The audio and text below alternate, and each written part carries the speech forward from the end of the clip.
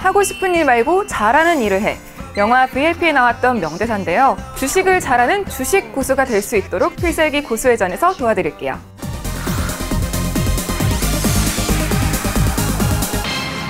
오늘은 어떤 투자 전략 알려주실 건가요, 고수님? 혹시 손이 크신가요? 엄청 크죠. 손이 크다. 네. 제가 더 작을 것 같아요. 그러게요. 고수님 손 좀 작으시네요? 예, 그래서 오늘은 주식 큰 손을 이길 수 있는 방법, 전략을 말씀을 드리도록 할 겁니다. 주식 큰 손을 저 같은 일개 개미가 우리가 이제 EEJ라고 해서 큰 손을 이용해가지고 같이 수익을 낼 수 있는 그 방법을 오늘 설명을 드릴 겁니다. 방송 중 수익킬러 박정석 고수님과 함께하고 싶으신 분들은 아래 전화번호로 문의 주시거나 카카오톡 채널에서 고수회전 박정석을 검색하시고 친구 추가해주세요. 고수님, 주식 큰 손들을 이기는 방법에 대해서 본격적으로 좀 알아보기 전에 지난 시간에도 아직 다 미처 풀지 못한 킬러 차트에 대해서 궁금해하시는 분들이 많을 것 같아요. 예, 뭐 킬러 차트는 사실 무궁무진합니다. 제가 모든 분들에게 쉽게 다가갈 수 있는 차트를 만들기 위해서 바로 이제 킬러 차트를 만들었으니까는 간단하게 뭐 설명을 드릴게요.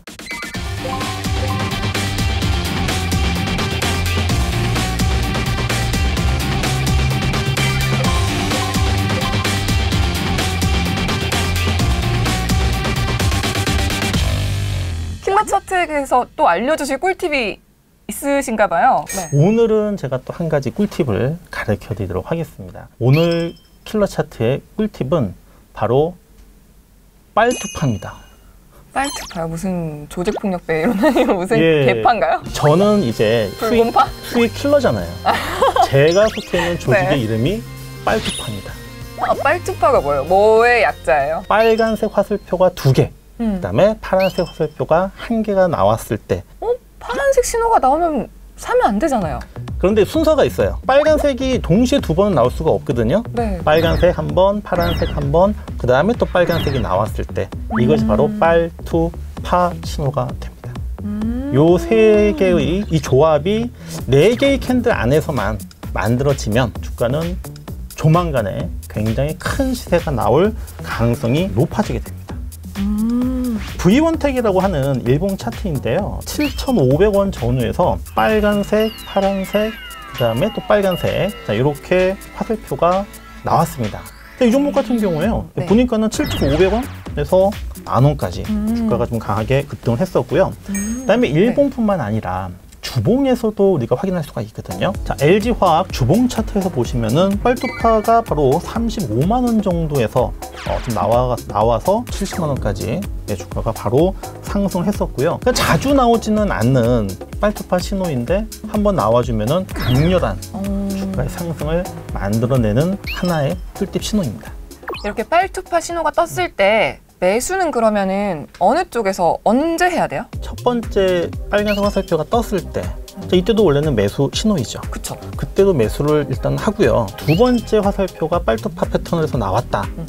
그러면은 이거는 확실하구나. 두 번째 화살표에서 강력하게 매수에 들어가야 되죠.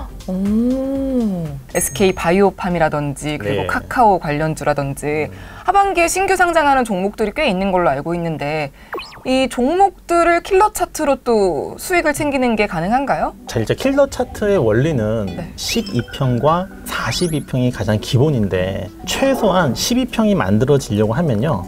거래가 최소한 10일은 이루어져야 돼요. 그러면 42평이 만들어지려고 한다면 또 최소한 40일은 거래가 그래야지만 이제 선이 만들어지거든요. 근데 아쉽게도 일단은 킬러 차트가 만들어지지 않기 때문에 킬러 차트로 판단할 수가 없습니다. 킬러 차트가 완벽한 건 아니네요.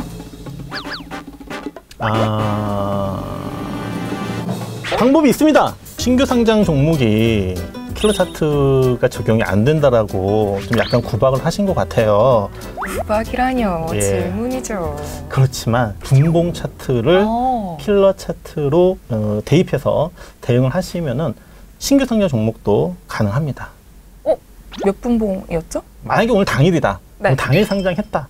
라고 한다면은 뭐 3분봉이나 5분봉으로 좀 굉장히 좀 짧게 잡고요. 그 다음에 한 며칠 정도 됐다라고 하면은 뭐 한 10분봉이나 15분봉 정도로 해서 킬러 차트로 활용하시면은 단기적인 매매가 가능하실 거예요. 완벽하죠? 그걸 아까 말씀해 주시지 꼭 이렇게 캐 들어가야 된다니까요. 그 신비주의. 그거는 조금 여배우세요? 아껴둔 건데. 여배우시냐고요? 예. 그럼 본격적으로 주식 큰 손들을 이기고 수익을 챙기려면 어떻게 해야 할지 수익 킬러의 원샷 원킬. 외국인 기관이 파는데 주가는 그대로인 종목을 주목하라. 빵! 외국인, 기관, 이것도 다 지금 보면 큰 세력이에요. 그거 궁금한 거 있지 않으세요? 똑같은 돈인데 외국인 기관이 사면은 올라가고 개인은 떨어질까? 원래 세상은 불공평하잖아요. 외국인들, 기관들의 매수라고 하는 부분은 대폭, 개인들은 소총. 외국인들하고 이제 기관들이 매수를 했다라는 것은 그만큼 주식을 이제 가지고 있기 때문에 가지고 있는 만큼 유통 주식 수는 줄어들게 되겠죠. 조금만 사게 돼도 유통 주식 수가 적어진다고 하는 부분은 팔 물량들이 적어지기 때문에 그래서 이제 주가가 올라가기가 쉽고 반대로 이제 또 떨어질 때는 더 많이 떨어지는 이제 흐름들이 만들어집니다. 보통 이렇게 외국인과 기관이 매매를 하는 거를 따라하면은 큰 수익을 낼 수 있다고 하잖아요. 예. 진짜 그 원리가 있었네요. 그런데 외국인 기관들도 역시 마찬가지로 우리와 똑같은 사람입니다. 그들도 판단 자체를 갖다가 잘못하는 경우가 있고요. 손실을 보고 또 손절매도 해요. 그냥 무조건. 무작정 따라하는 부분은 피해야 되는 어떤 수급의 그 일반적인 전략이다라고 저는 생각을 합니다. 자, 예시 하나를 들어드릴 건데요. 바로 에코프로 BM이라고 하는 종목입니다. 지난 2020년 1월 달에 노란색 바탕에서 빨간색 화살표가 나왔죠. 또 뭐 일부러 본다면은 뭐 빨뚜파라고도 볼 수 있는 그 부분들인데 신호가 나와준 다음 이후에 주가가 이 외국인들하고 기관들이 지속적으로 매도를 함에도 불구하고 5만 원대에서 계속 횡보의 어떤 흐름으로 진행이 됐는데 그 이유가 있을 거 아니에요. 기업 내용이 워낙에 탄탄한 겁니다. 그러니까 외국인하고 기관들이 완벽하다라고는 말씀을 안 드렸었잖아요. 네. 분명히 좋은 기업 가치가 있는데 이것을 잘 보지를 못하고 계속적으로 매도를 이제 했던 부분들이고요. 그래서 결국에 이제 외국인들과 기관들이 더 이상 이제 팔지를 않고 매수로 돌아서게 되면 그때부터 주가는 또 굉장히 세게 움직이는 경우가 많이 있어요. 근데 만약에 이렇게 주가가 횡보하다가 올라가면은 정말 좋지만 횡보하다가 떨어지게 되면 어떡해요? 제가 볼 때는 이제 그 빠지는 부분이 정말 추세를 갖다가 무너뜨린 정도의 어떤 하락의 조정이 아니라고 한다면은 팔았던 외국인과 기관들이 매수가 아니라 팔지만 않는다 하더라도 주가는 굉장히 좀 강하게 올라가는 흐름들이 진행이 좀 될 수 있습니다. 그럼 이렇게 외국인 기관이 적극 매도하는데 주가가 떨어지지 않는 종목들은 언제 타이밍을 좀 잡아서 매도를 하면 될까요? 일단 기본적으로는요. 신호가 나오면은 일단은 들어가고 봅니다. 그 다음에 매도 신호가 나올 때까지도 충분히 또 기다릴 수 있는 그런 여유를 가지고 접근을 하시면 될 것 같고요. 그리고 이제 안 빠진다라고 하는 부분들이 보게 되면은 거의 그 소박스권의 어떤 흐름으로 진행이 돼요. 에코프로 BM 지금 차트상에서 보시면은 자, 박스권의 흐름으로 진행이 된단 말이에요. 자, 어느 순간 한번 거래가 분출되어 주면서 박스권을 돌파를 하는 시점이 있습니다. 자, 이것은 긴 조정이 이제는 끝났다라는 신호로 볼 수가 있기 때문에 이때가 이제 아주 결정적인 매수 포인트, 매수 타이밍이 될 겁니다. 이와는 반대 경우도 있잖아요. 그때도 이렇게 킬러 차트를 통해서 또 봐야 되나요? 이거는 제가 굉장히 좀 오래전에 있었던 사례인데 바로 휴맥스라고 하는 종목인데요. 장장 외국인들이 27일 연속 순매수를 합니다. 이거는 뭔가가 있다. 그런데 주가가 이상하게 안 올라가더라고요. 네. 그때부터 좀 걱정이 되더라고요. 아니나 다를까 외국인들이 이제 매수를 하지 않으면서부터 결국에는 주가가 좀 크게 하락을 했던 근데 이제 외국인과 기관들이 매수를 하는데도 못 올라간다라고 하는 부분에 대해서 그 이유를 좀 우리가 먼저 생각을 좀 해봐야 되거든요. 외국인과 기관들이 잘못 판단을 했다. 즉, 그 기업 내부적인 어떤 가치 부분이라든지 또는 우리가 알지 못하는 악재 부분들을 미리 체크를 하지 못했다라고 하는 부분으로 볼 수 있기 때문에 그런 종목들, 그러니까 외국인 기관들이 사고 있지만 주가가 못 올라가는 종목은 우리가 조심해야 되죠.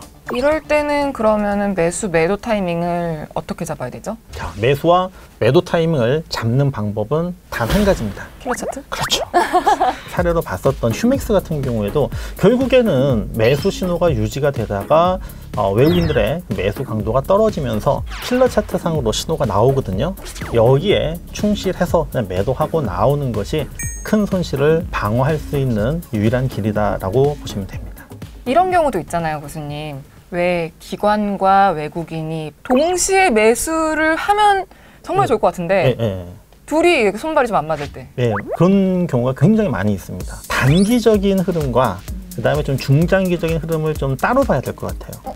외국인은 지수를 만들고 기관은 종목을 만듭니다.